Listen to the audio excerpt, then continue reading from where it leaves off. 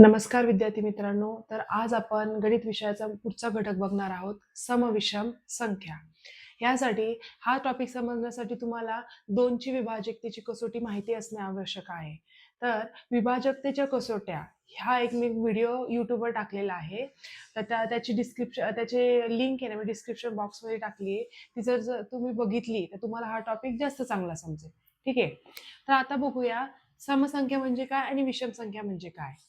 तर ज्या समसंख्या म्हणजे ज्या संख्यांना जर मी 2 नी भागलं तर बाकी किती उरायला पाहिजे माझे 0.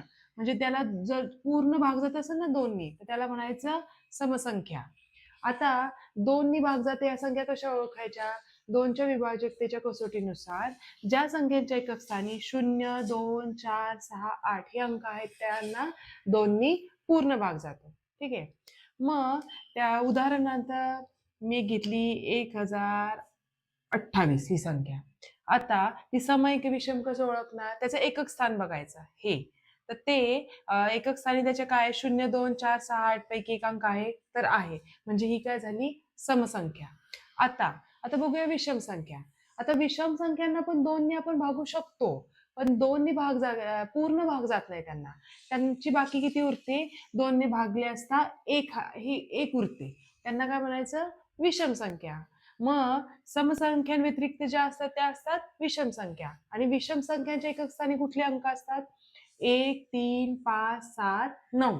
ठीक आहे. आता उदाहरण सांगते. 100 आपण घेऊया 53. आता यामध्ये एकक स्थानी कुठला अंक आहे? 3. ह्यातला 3. म्हणून ही काय आहे? विषम संख्या. आता बघूया समविषम संख्यांवरील महत्वाचे नियम. पहिला नियम आहे दोन समसंख्यांची बेरीज ही समसंख्याच असते. इथे 2 समसंख्या आहेत सपोज आणि त्याचं उत्तर कसं येणार? समसंख्याच. उदाहरणार्थ आपण घेऊया 6 अधिक 8. त्यांचं उत्तर येतं 14. 14 ही कशी आहे? समसंख्या. त्यानंतर 2 समसंख्यांचा गुणाकार हा समसंख्याच असतो. आता मी घेते 12 गुणिले 2. 12 दुने 24. ही कशी आली? ही समसंख्याच आली. आता तिसरा नियम आहे विषम संख्यांची बेरीज ही समसंख्या असते. आता बघूया घेते 3 आणि 5. 3 आणि 5 ची बेरीज होती 8. म्हणजे 2 विषम संख्यांची बेरीज काय आहे? एक समसंख्या आहे. आता थोडंसं वेगळे 2 विषम संख्यांचा गुणाकार हा विषम संख्याच असतो. बघूया आपण. पुन्हा ते 5 आणि 7 घेऊया. 7 5 35. 35 ही काय आहे? विषम संख्या. ठीक आहे. आता ह्या सगळ्यांवर काय येणार आहे? शाब्दिक उदाहरणे येऊ शकतात. त्याच्यामुळे तुम्हाला हे नियम माहिती पाहिजे. आता नंतर काय येतं? 2 क्रमवार विषम संख्या किंवा समसंख्या यातील फरक 2 असतो. म्हणजे काय? क्रमवार म्हणजे एका मागोपाठ येणाऱ्या, मागे पुढे कशाही पण एकानंतर एक येणाऱ्या समसंख्या किंवा विषम संख्या त्यातला फरक कितीचा असतो? 2चा. सपोज मी घेतली एक अंक घेतला 4. ही समसंख्या आहे. मला त्याच्या पुढची समसंख्या शोधायची आहे. मग मी काय करणार? पुढची कशी येणार? 4 अधिक 2 म्हणजे किती? 6. आणि जर मला त्याच्या मागील समसंख्या शोधायची असेल ना, 2चा फरक आहे ना, मी करणार 4 वजा 2 म्हणजे किती? 2. म्हणजे क्रमवार समसंख्या कुठल्या 4च्या? 2, 4 आणि 6.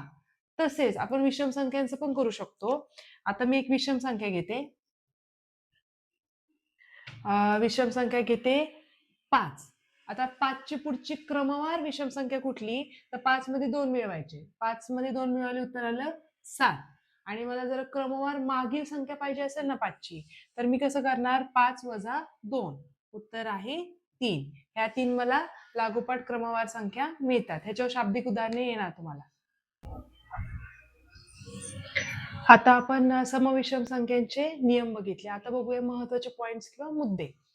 लक्षातच ठेवायचं 1 ते 50 पहिल्या 50 संख्यांमध्ये 25 ह्या समसंख्या असतात आणि 25 ह्या विषम संख्या असतात.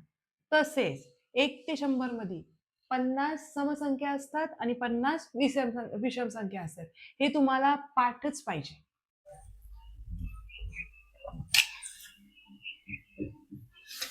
आता याच्या समविषम संख्यांच्या भागात आहे ना 2 महत्वाची सूत्र आहे. पहिलं सूत्र आहे पहिल्या n समसंख्यांच्या बेरजेचे सूत्र. म्हणजे तुम्हाला सपोज त्यांनी विचारलं पहिल्या 50 1 ते 50 मध्ये किती समसंख्या आहेत? त्यांची बेरीज सांगा.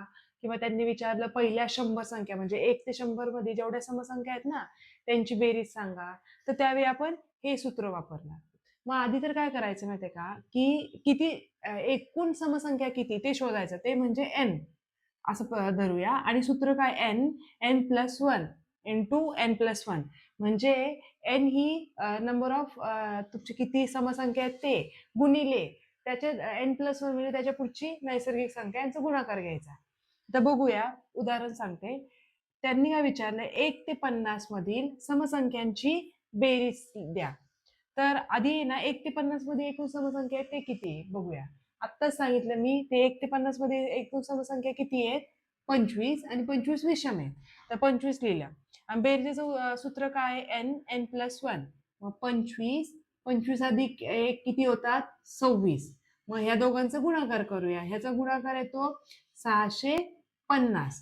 म्हणजे पहिल्या 50 मधील समसंख्यांची बेरीज किती येते? 650.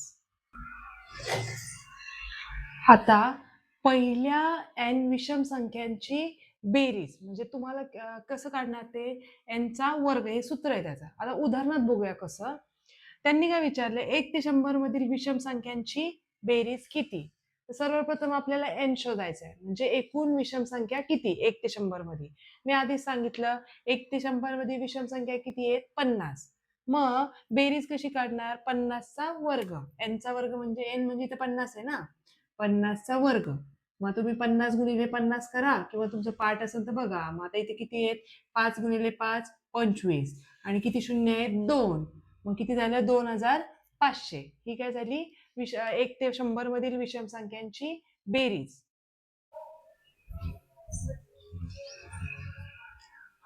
याचबरोबर आजचा समविषम संख्यांवरील व्हिडिओ माझा संपलेला आहे. तर तुम्हाला व्हिडिओ आवडल्यास नक्की लाईक करा, कमेंट करा आणि माझ्या चॅनलला सबस्क्राईब करा आणि पुढचे व्हिडिओ नक्की बघा.